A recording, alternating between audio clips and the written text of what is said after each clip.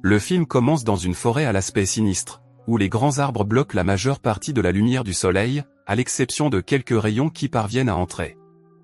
Soudain, une main sale s'agrippe à un arbre et l'on aperçoit aussitôt la silhouette d'un adolescent vêtu d'un sweatshirt jaune qui court à toute allure. Le personnage semble extrêmement fatigué lorsqu'il s'effondre sur le sol après plusieurs minutes de course, s'appuyant sur ses genoux et ses bras, ses doigts griffant le sol boueux qui l'entoure tandis qu'il halète. Dans la scène suivante, nous voyons un bus rouge roulant sur une route isolée entourée de grands arbres. À l'intérieur du bus, Nolan, un adolescent vêtu d'un sweat à capuche gris, a mis ses écouteurs et regarde par la fenêtre. Alors que le bus avance, on remarque une adolescente assise sur un siège voisin, qui dessine dans un carnet de croquis. Nolan lui jette un coup d'œil et lui sourit timidement, visiblement épris. La voix à la radio annonce qu'une éclipse de lune va bientôt se produire, et le chauffeur baisse le volume de la radio avant de se tourner vers les adolescents pour leur demander s'ils veulent la regarder. Carl, l'un des adolescents, dit qu'il a déjà vu quelque chose sur YouTube et Kenny, la fille à côté de lui, dit qu'elle va la regarder avec son père. Après une minute de silence, Reggie, un adolescent au nez percé qui était assis seul à l'arrière, écrase une canette vide et la jette sur Nolan, qui se tenait devant, le frappant à la tête. Lorsque Nolan se retourne, Reggie lui fait un doigt d'honneur et il réagit, avant de se retourner pour voir Bess, son béguin, qui lui sourit. Le bus continue de rouler et s'engage bientôt dans une rue sombre où de grands arbres bloquent la lumière du soleil. Au milieu de la route se trouve un arbre tombé, mais au lieu de faire demi-tour, Joe met le bus en marche arrière et s'engage sur un petit chemin, un raccourci caché entre les arbres. Le bus poursuit son chemin et débouche bientôt sur une route ouverte mais désolée, sans arbres et surplombée d'un épais brouillard. Les adolescents regardent par la fenêtre, effrayés, car le brouillard leur cache la vue. Alors que le bus avance lentement, ils atteignent une petite route avec des arbres plus épais qu'auparavant et sont obligés de s'arrêter à nouveau à cause d'un cerf-mort au milieu de la route. Joe descend du bus, avertit les passagers de rester à l'intérieur et commence à tirer l'animal hors de leur chemin. Ses amis pensent l'aider avant de décider que cela n'en vaut pas la peine. Joe traîne l'animal jusqu'aux arbres qui bordent la route et se lève pour se nettoyer les paumes avant que quelque chose ne le fasse s'arrêter. Carl commence à raconter une histoire drôle à ses amis, mais il est immédiatement interrompu par Joe qui revient avec un pistolet sur la tempe. Il les salue d'un air menaçant, l'arme toujours pointée sur la tempe de Joe, et ordonne à tout le monde de s'asseoir. Le tireur se tourne vers Joe, assis sur le siège du conducteur, et lui ordonne de conduire tandis que les portes se referment. Carl se souvient soudain de quelque chose en observant le maniaque devant lui. La scène se déroule quelques jours plus tôt, alors que Carl déjeunait avec son père, Chris. Alors que Chris nettoie le désordre, un article de presse avec le visage d'un criminel condamné apparaît à l'écran. Carl demande à son père une explication et Chris lui parle du tueur en série qui vient de s'échapper de prison. Il explique qu'ils font tout pour le retrouver, car c'est un fou qui mange des langues et semble avoir une obsession pour les adolescents. Dans le présent, les yeux de Carl s'écarquillent lorsqu'il reconnaît le tireur comme étant le criminel évadé. Le jour tourne au crépuscule et le bus continue de rouler. Pedro ordonne à tous les passagers de jeter leur téléphone par la fenêtre, afin qu'ils ne puissent pas appeler à l'aide. Il leur demande de s'asseoir et de profiter du trajet pendant que Joe continue à conduire. Joe continue de conduire le bus alors qu'il fait de plus en plus sombre autour de lui. À l'extérieur, des panneaux indiquent qu'ils entrent dans une zone militaire abandonnée. En pointant son arme sur eux, Pedro demande à Nolan son nom et l'adolescent répond à contre-séure. Pedro fait remarquer que son nom sonne comme quelque chose sorti d'une bande dessinée et déclare ensuite qu'il aimait les bandes dessinées lorsqu'il était enfant, mais pas d'une manière très amicale.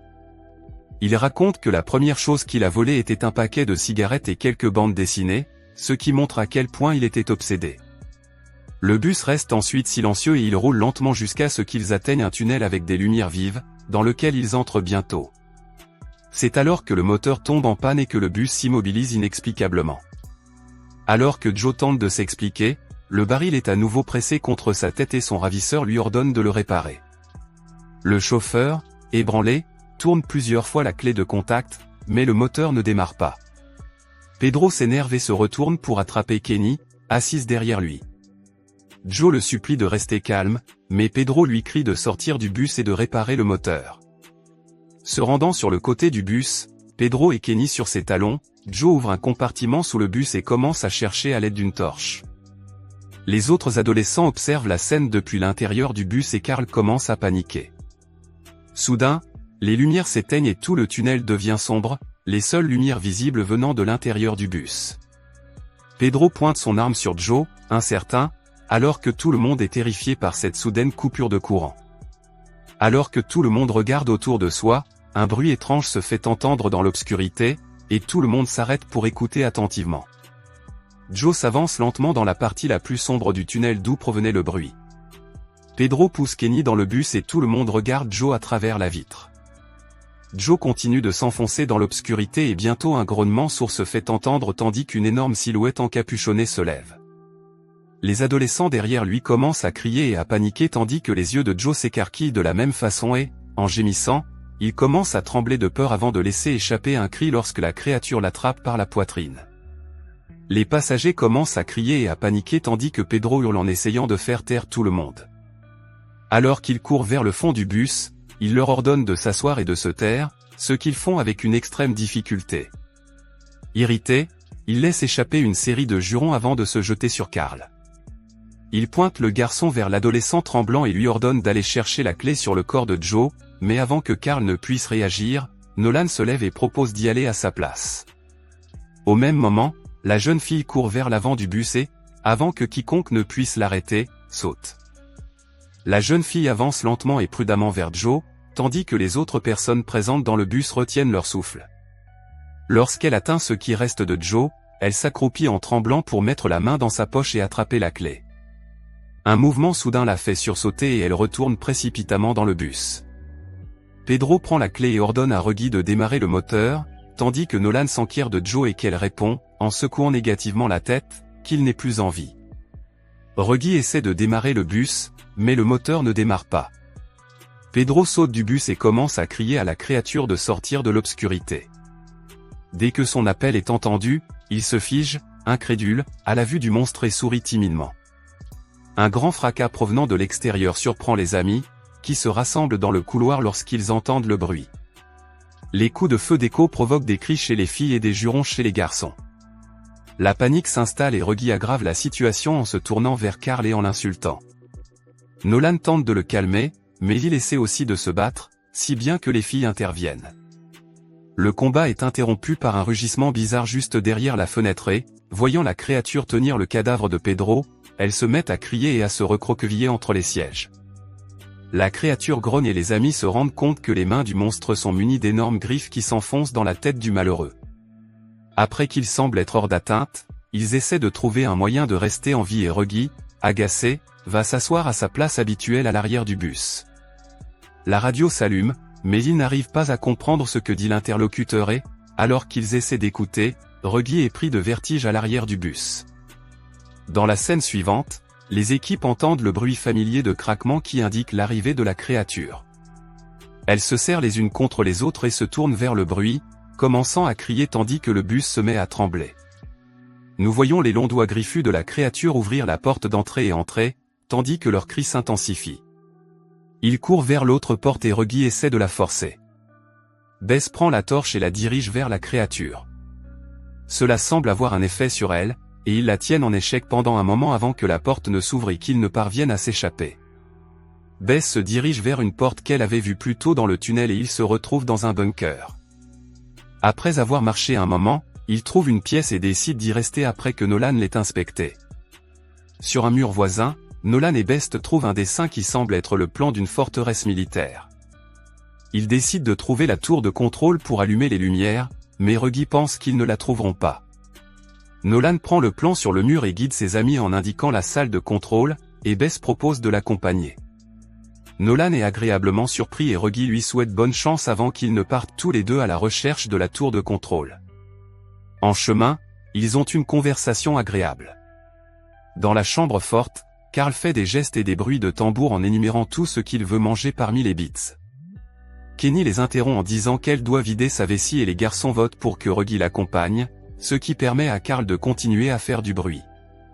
En fouillant la tour de contrôle, Nolan et Bess tombent sur une énorme machine qui s'avère être un projecteur géant.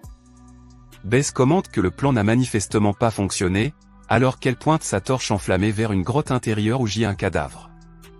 Reggie et Kenny marchent un peu, mais avant qu'elle ne puisse choisir un endroit pour uriner, Kenny dit à Reggie de se retourner et de s'éloigner d'elle avant de s'accroupir pour faire ce qu'elle a à faire. Reggie l'appelle, ne sachant pas s'il doit ou non faire demi-tour. Il finit par accepter et se rend compte qu'elle a disparu. Effrayé, il se précipite vers la chambre forte pour appeler Carl. De leur côté, Nolan et Bess continuent de chercher et Bess finit par appeler son ami pour lui annoncer une bonne nouvelle, ils ont trouvé le panneau principal. Reggie et Carl continuent de courir et de crier pour retrouver Kenny, et Reggie ne cesse de la blâmer. Ils finissent par la trouver dans un couloir sombre, hurlant sous la créature qui semble se nourrir d'elle.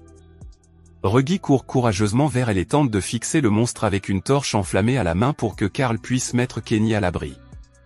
La créature fait tomber la torche de la main de Reggie dans une flaque d'eau sur le sol, éteignant ainsi le feu. Carl parvient à mettre Kenny en sécurité et, lorsqu'ils reprennent leur souffle, elle se souvient de Reggie. Ils retournent chercher leur ami et Carl appelle Reggie, qui est en détresse, avec la créature sur lui et quelque chose qui coule de la bouche du monstre sur le menton de Reggie, et qui semble être du sang. Heureusement, avant que le pire n'arrive, Bess et Nolan parviennent enfin à actionner le gros interrupteur, allumant toutes les lumières dans les couloirs sombres. La créature hurlée s'éloigne du garçon, disparaissant de la vue. De retour dans la salle de contrôle, Nolan et Bess trouvent un petit escalier qui descend. Ils sont conduits dans une grotte couverte de journaux et de photos de la créature qui a tué Joe. Ils trouvent également des livres et des journaux intimes qui indiquent que quelqu'un était obsédé par la créature. Nolan trouve un polaroid d'une petite fille et commence à reconstituer toute l'histoire. Ils se précipitent pour tout raconter à leurs amis et s'arrêtent brusquement dans un couloir. Heureusement, il s'agit de Reggie et des autres, ce qui permet à Nolan et à Bess de pousser un soupir de soulagement. Ils se rendent compte que Kenny est blessée et se précipitent vers elle. Nolan les conduit dans une salle souterraine et leur parle de l'homme.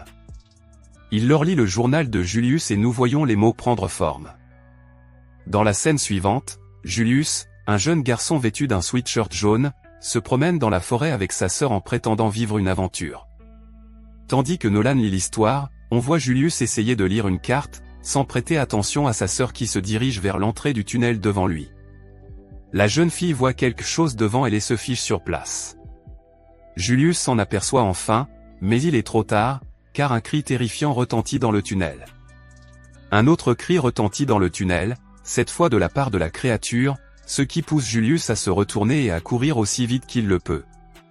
Épuisé, il tombe à genoux et pleure. Plus tard, nous voyons Julius dans une voiture de police en train de regarder le livre de sa sœur.